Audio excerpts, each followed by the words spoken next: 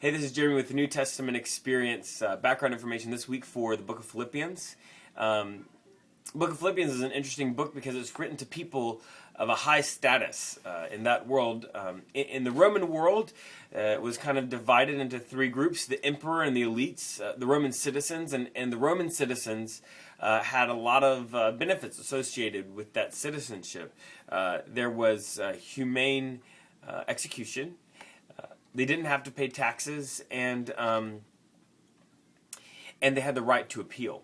So, and then there was a huge difference between the Roman citizen and the lowest social class, which was the class of slaves. Slaves actually accounted for about 33% of the Roman Empire.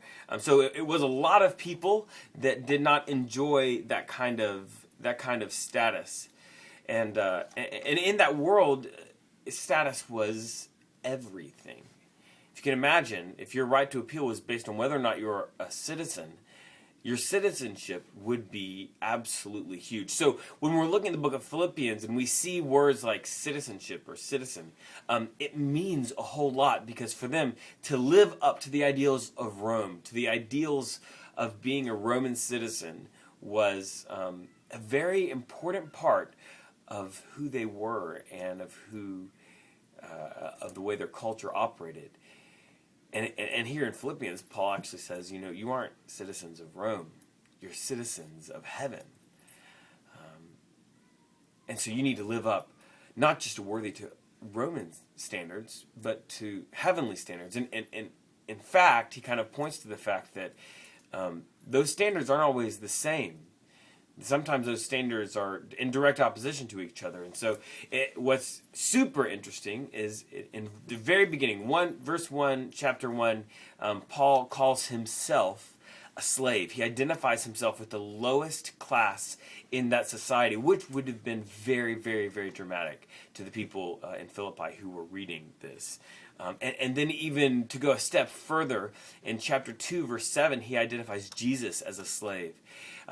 So right off the bat, Paul is challenging some of their very central cultural ideals, the way they think and see their world. And really, I think the key point of this book is Paul saying that, look, status and kind of selling yourself into that status system, both participating in it and mentally kind of seeing yourself as above other people, certain people, it limits you. It limits how effective you can be in talking to different people. It also limits who you are going to even consider talking to. And so what Paul is challenging, he's challenging them a lot of things on unity and on what it means to be a citizen of heaven, but he's also challenging them, I think, to give up their status, to give up their citizenship in Rome. Not to do that legally necessarily, but to kind of mentally say, that's not me. I'm not part of that status system. I'm a citizen of the kingdom of heaven.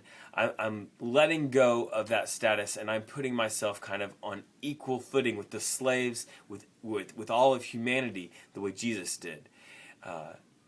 Pretty amazing stuff. So when we read the book, kind of thinking to ourselves, what is status, and how is God maybe challenging us, calling us to do the same thing?